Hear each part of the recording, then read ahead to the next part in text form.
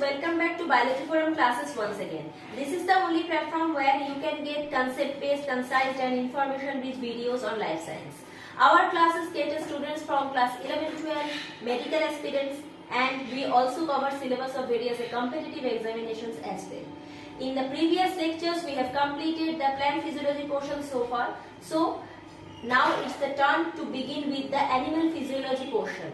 Today we will discuss the chemical coordination and integration chapter, the chapter related to endocrine system and hormone.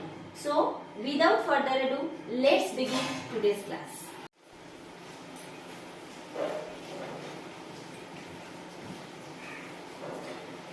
So to start with the chapter, mainly the name of the chapter, which is chemical coordination and integration. The chemical coordination and integration means various organs of our body are correlated with each other, supports each other function, or the functions of each and every gland is dependent on each other, and the dependency created by several chemical messengers or chemical molecules, we can say.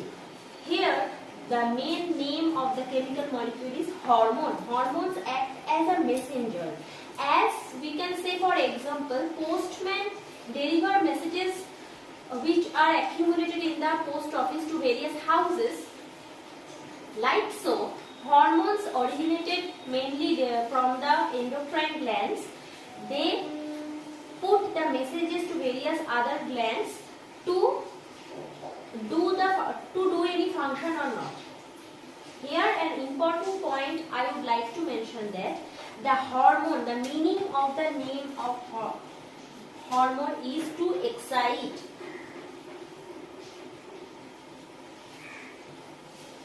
So the main function is the hormone is to induce or to excite glands to do any work, to do its function. On contrary, we can also say it like this, that hormones not only has the excitatory property but also it has the inhibitory property. It can also put a message to the glands to not perform any particular task. That's why not only the hormone, actually the literally meaning of hormone is to excite, but it has its function as inhibitory effect besides the excitatory effect. Okay, and the father of endocrinology, from where the endocrine glands are mainly source of these hormones. Putting up this point, glands can be differentiated into various, mainly 4 categories: endocrine, autocrine, paracrine and exocrine. Endocrine glands are mainly termed as ductless glands.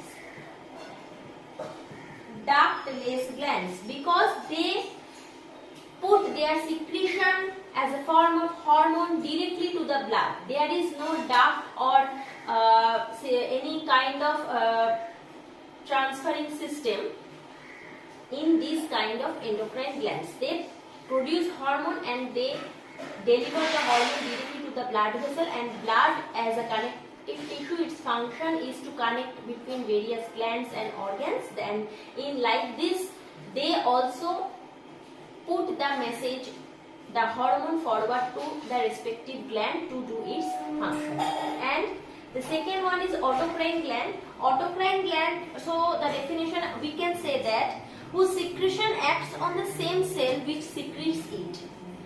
From the cell, the autocrine gland, we can define it as its product acts on the particular gland from which it produces. Okay.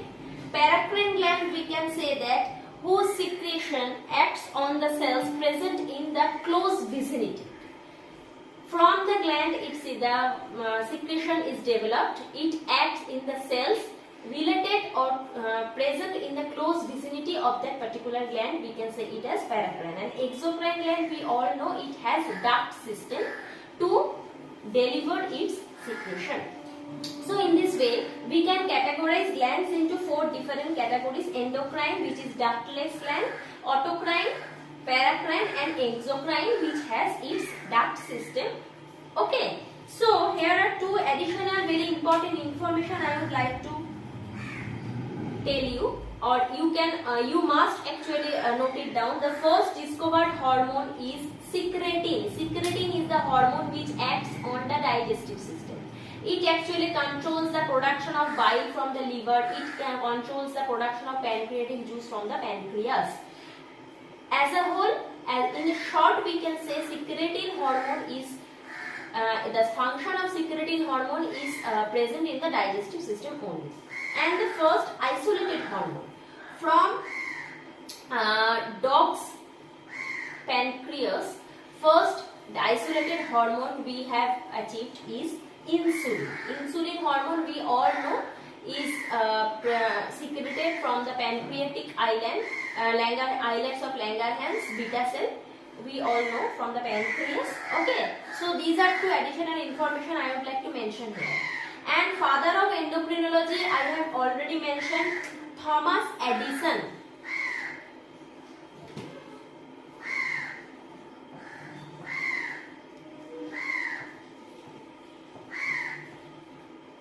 Thomas Edison is the father of endocrinology. You can note it down for your further reference. Okay, so this is the initial information for if you want to ask that what is the definition of hormone.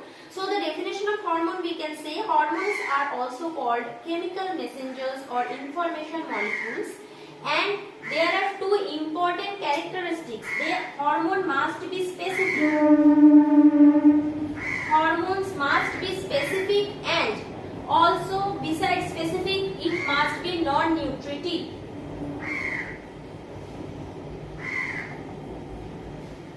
Hormones are specific means each and every cell has specific receptor for each and every hormone.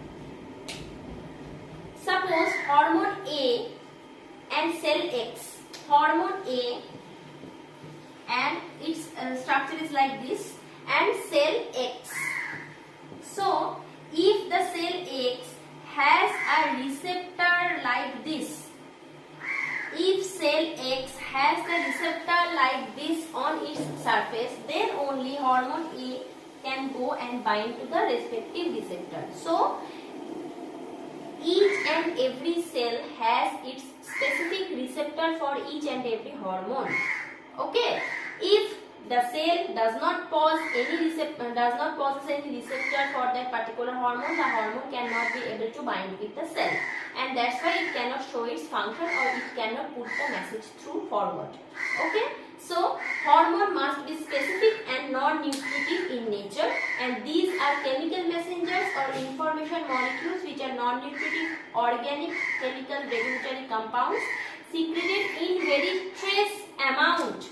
Hormones are produced in very trace, means small, as the main function of the hormone is to deliver the message. No other function it has to perform. That is why it is present, or it is produced in very less amount, and only the small portion of the hormone is enough to put any message through forward. Okay, so I think up to this point I am clear enough to you. If there is any question, you know that you can always comment down below. So let's proceed with the next portion of today's class. To the next portion of the class, the chemical nature of hormone. Chemical nature of hormone. Hormone, according to its chemical nature, whether it is steroid, whether it is made up of amino acids, whether it is protein in nature. So depending upon the chemical nature, hormone can be categorized into four main categories. The first one is amino acid derived hormone. The hormone which are derived from amino acid and causes amino group NH2. The hormone derived from amino acid and causes amino group are referred to or fall into this category. Amino acid derived hormones. Epinephrine and non-epinephrine, which is secreted from the chromophil cells in the medullary portion of the adrenal gland, we can say, fall under this category of amino acid derived hormones. Next is iodothyronines. Iodothyronines, mainly iodine containing tyrosine derived hormones. Iodine containing tyrosine derived hormones. Iodine containing tyrosine derived hormones fall under this category, T3 and T4. T3 and T4 are two major thyroid hormones, together termed as thyroxine, secreted from the thyroid gland, which is the growth regulating gland or holocrine largest gland in our body, we can say. So T3 and T4, T3 is triiodothyronine and T4 is tetraiodothyronine. In T3, 3 iodine molecules are there, that is why it is named so, triiodothyronine. And in T4, 4 iodine molecules are there, that's why it is named so, tetraiodothyronine fall under the second category.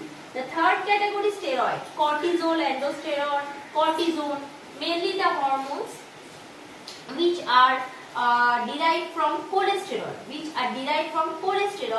These hormones fall in this category. The third one, steroid hormone. And the last one, peptide or proteinaceous hormones. These fall under this category 4. STH, TSH, the thyroid stimulating hormone, which is secreted from the hypothalamus. FSH, follicle stimulating hormone, which is again secreted from the hypothalamus, and LH, luteinizing hormone. Besides this, ACTH, adrenocorticotropic hormone, which is secreted from the anterior lobe of the pituitary gland, parathormone, which is secreted from the parathyroid gland, fall under the category of peptide or proteinaceous hormone. So in this way, we can categorize hormone according to its chemical nature. First one is amino acid derived, the second one is iodothyronine, the third one is steroids, and the fourth one is proteinaceous or peptide hormones. Okay, up to this I think I am clear enough to you. Now come to an additional information I would like to mention here. Origin of endocrine glands. We all know endocrine glands are the production house of hormones. Okay, so according to the germ layer, based on the germ layer, origin of endocrine gland we can categorize also. So the glands, pituitary, pineal gland, hypothalamus, these three glands are these three glands are originated from ectodermal portion of the germ layer. We know all that there are 3 germ layers during the development of human or animal fetus: ectodermal, endodermal and mesodermal. Okay, ectodermal origin glands are pituitary, pineal gland and hypothalamus. Gonads mainly developed from the mesodermal portion, and from the endodermal portion, thyroid, parathyroid, gastric glands, thymus, etc. are originated. I think up to this I am clear enough to you. Let's proceed with the next section. I am incorporating a picture over here. What are the main endocrine glands in human body? Okay, from the picture you can easily make out that hypothalamus, pineal gland, thyroid gland, parathyroid gland, suprarenal gland, which is the adrenal gland, testis in case of male, female in case of female, ovary, pancreatic islets. Okay, pineal gland, thymus gland. These are the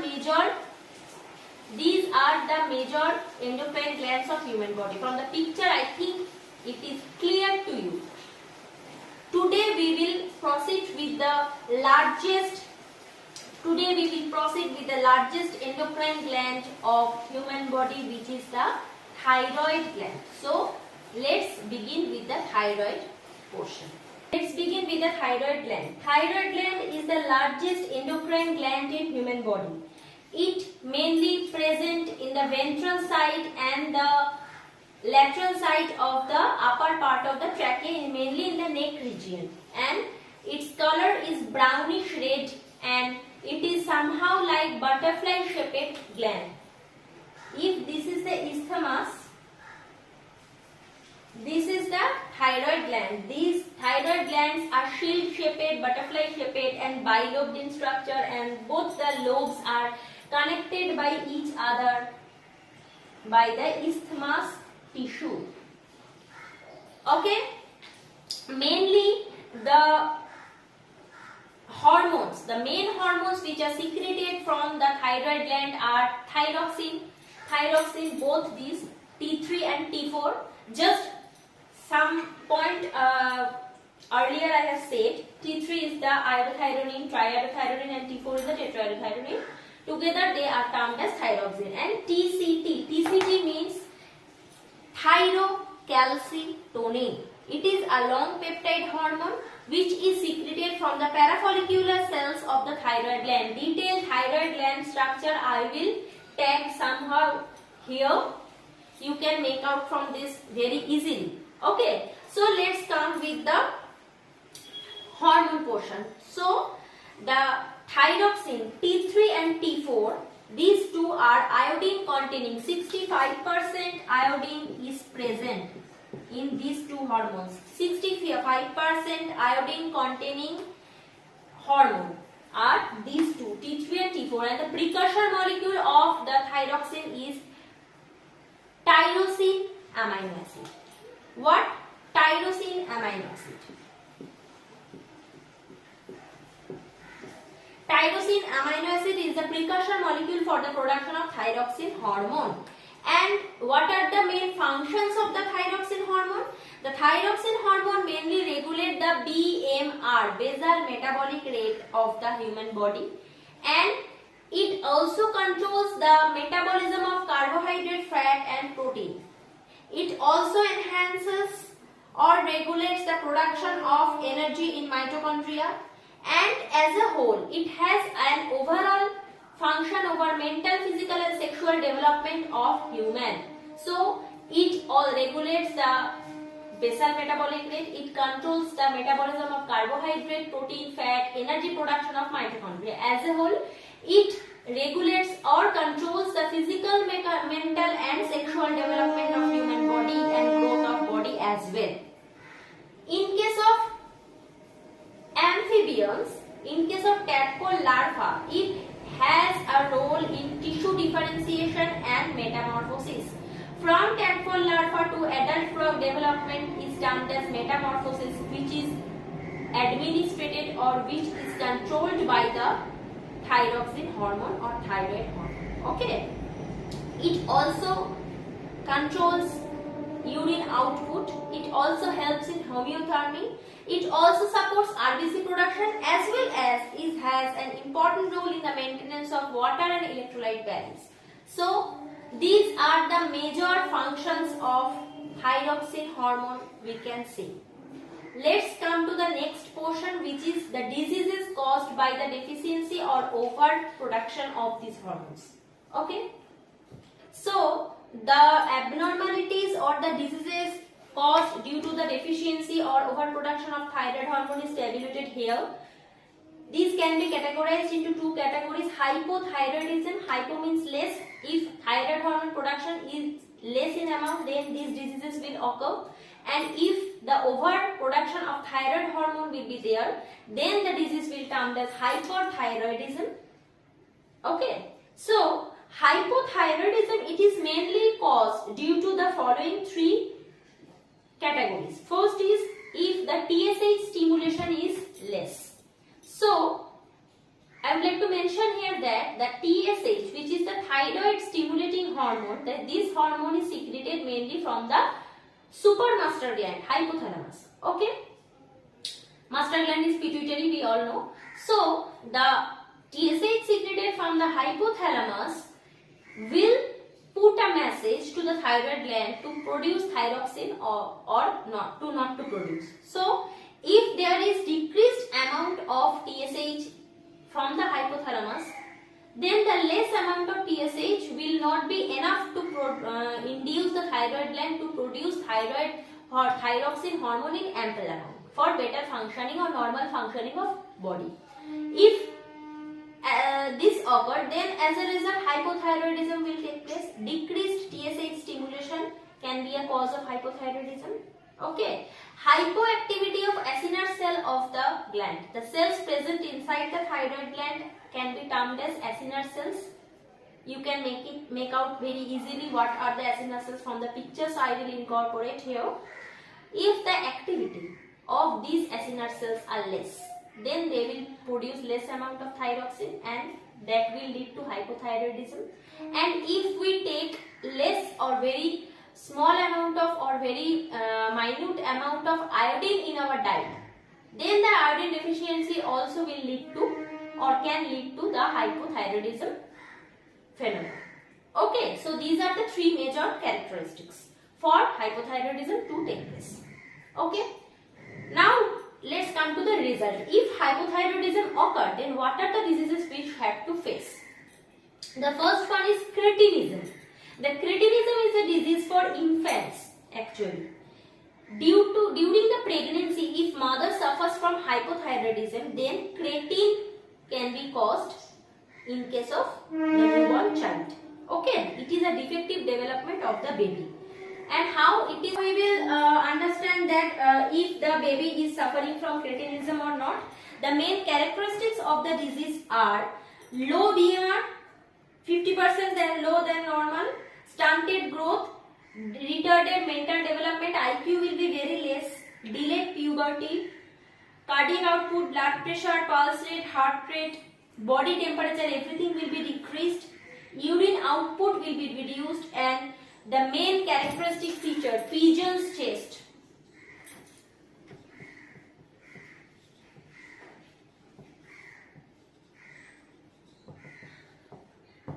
Pigeon's chest is actually the chest bulging forward in the sternal region. These are the main characteristics to understand whether the infant or whether the baby is suffering from cretinism or not.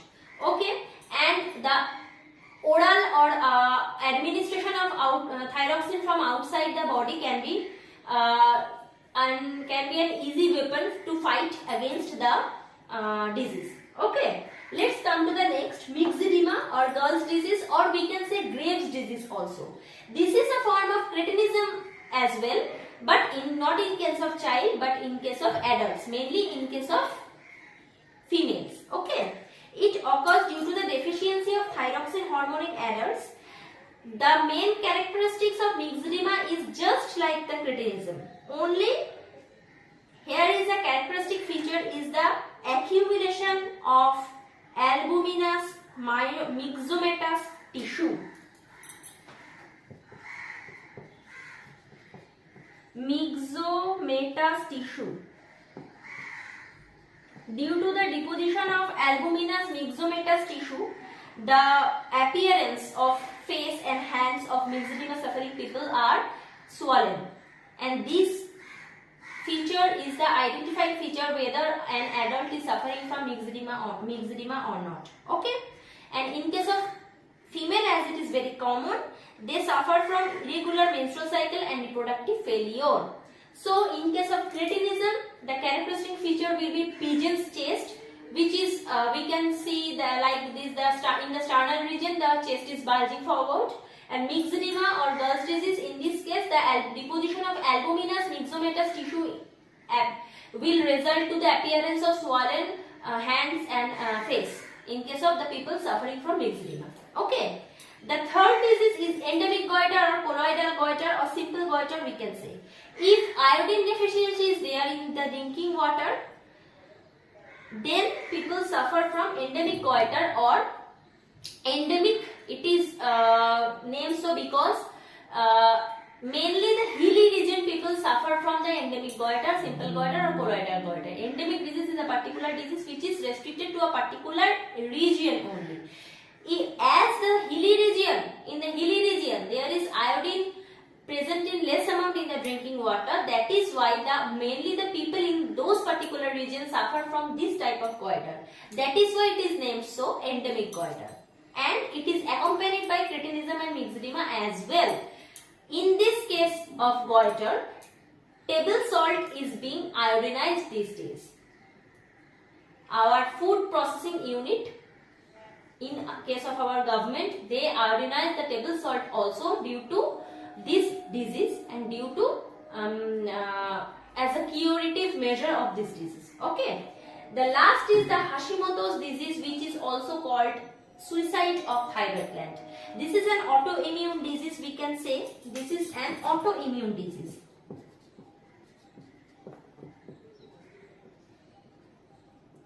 This is an autoimmune disease, and it occurs due to the age factor or the injury of thyroid gland, we can say. Okay, so these are the four major diseases which are caused due to the hypothyroidism. cretinism in case of babies, mixed edema in case of adults, mainly female, endemic goiter in case of hilly region people, and Hashimoto's disease is called the suicide of thyroid gland and an autoimmune disease. Let's come to the next portion, which is hyperthyroidism. If the thyroxine will produce in bigger amount, overproduction of thyroxine will lead to the hypothyroidism, and the disease caused by this is exophthalmic goiter. Exophthalmic goiter, in this case, the peculiar symptom is edema behind the eyes, so the eyes will be bulging forward with staring look and less blinking. Bulging eyes with staring look and less blinking.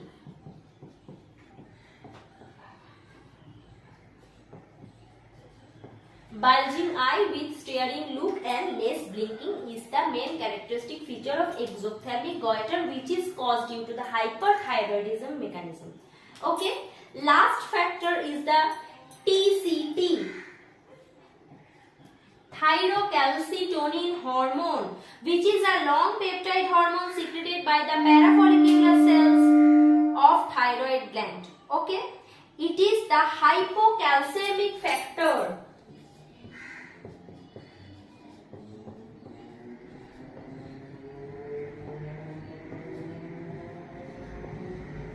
Okay, it is the hypocalcemic factor, and it is mainly responsible for lowering the calcium in case of blood and deposition of calcium in the bones and increasing calcium excretion through the urine. The main function of thyrocalcitonin hormone is to lower the calcium level in the blood. Free calcium is lowered by this hormone. Okay, so up to this, I think thyroid gland, regarding the thyroid gland, I am clear enough to you. If there is any question, you can always comment down below. So let's proceed with the next gland, which is the parathyroid. So let's proceed with the last portion of today's class. We have already started the thyroid hormone and its detailed function and its deficiencies and related diseases. So let's come to the next gland, which is the parathyroid gland. The parathyroid glands are 4 in number and 2 glands present in each of the backside of each of the thyroid gland lobe. According to its position, it is P-shaped structure wholly or partially embedded at the back of the thyroid gland. 2 glands of parathyroid gland present in each of the lobe of the thyroid gland. And as we already know that the endocrine cells in case of thyroid hormone can be termed as parafollicular cells or acinar cells. In this case, in case of parathyroid gland, the endocrine cells are named as chief cells or parietal cells. Okay, so the hormone which is mainly secreted from the parathyroid gland is named as parathormone or Collips hormone, because scientist Philip Collips first isolated this hormone or first named this hormone or discovered this hormone. That is why after his name it can be termed as Collips hormone. Otherwise, in general term, we can name it as parathormone. The function is hypercalcemic factor. It acts as a hypercalcemic factor. What do you mean by hypercalcemic factor? It actually increases the level of calcium in blood. Okay. The disease caused by the parathormone deficiency or oversecretion, it can be categorized into 2 categories. If parathyroid hormone secrete in less amount, hypoparathyroidism occur, and actually it can tend to hypocalcemic tetany. So what is hypocalcemic tetany? Hypoparathyroidism actually leads to the parathyroid or hypocalcemic tetany, which is mainly characterized by the extreme low level of calcium in blood. Okay, extreme low level of calcium in blood. Actually, it is denoted as 6 ml per 100 ml calcium if there is in the blood. It is very low in amount and it leads to the hypocalcemic tetany. And the main causes are the painful spasmodic contraction of muscles in face, hands, feet, larynx and increased neuroexcitation. These are the main characteristics in case of hypocalcemic tetany, we can say, which is the result of hypothyroidism. Let's come to the oversecretion. If hyperparathyroidism is the scenario, then osteitis fibrosa cystica is the main disease, we can say.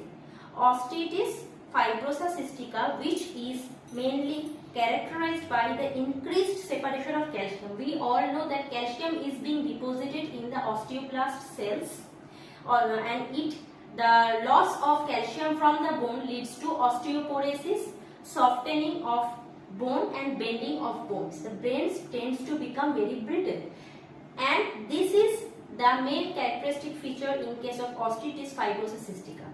Hyperparathyroidism is the main cause in that particular case. What is going here, that high calcium level in blood and loss of calcium in urine and phosphaturia are the causative, mainly the causative phenomena. Okay, so in that case, hyperparathyroidism, osteitis fibrosa cystica is the main name of the particular disease, and it is the mainly characterized by the increased separation of calcium from bones, and which ultimately leads to osteoporosis, brittleness of bone, easily bending and easily softening of bone. So these are the main disease which is caused due to the oversecretion or hyposecretion of parathyroid hormone from the parathyroid gland. Now let's come to the main function. What is, I have already mentioned that hypercalcemic factor, its main function of parathormone as hypercalcemic factor. I will incorporate a picture at that particular corner from which you can easily make out how the function actually goes on.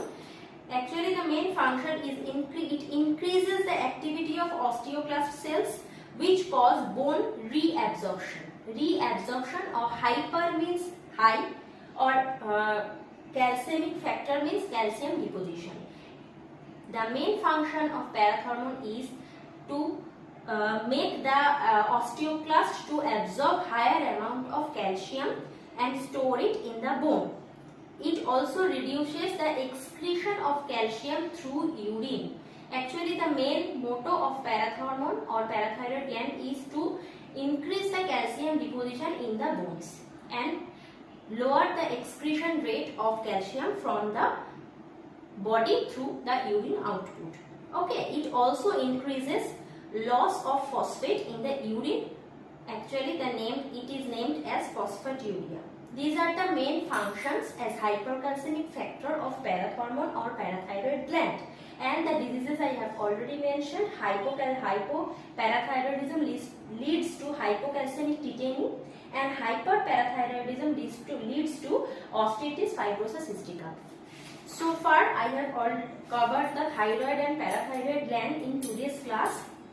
In our next classes, we will proceed with the adrenal, pineal, thymus and other respective endocrine glands in case of human body. Okay. So this is it for today's class. Today we have just initiated the chapter Chemical Coordination and Integration and covered thyroid and parathyroid gland. If there is any question left from your side, you can always comment down below or mail me in this email ID, which is right now popping in your screen. If you enjoy the learning process, don't forget to like the video, share the video as much as possible and subscribe to this channel. Let's meet in another class with another interesting topic. Thank you so much.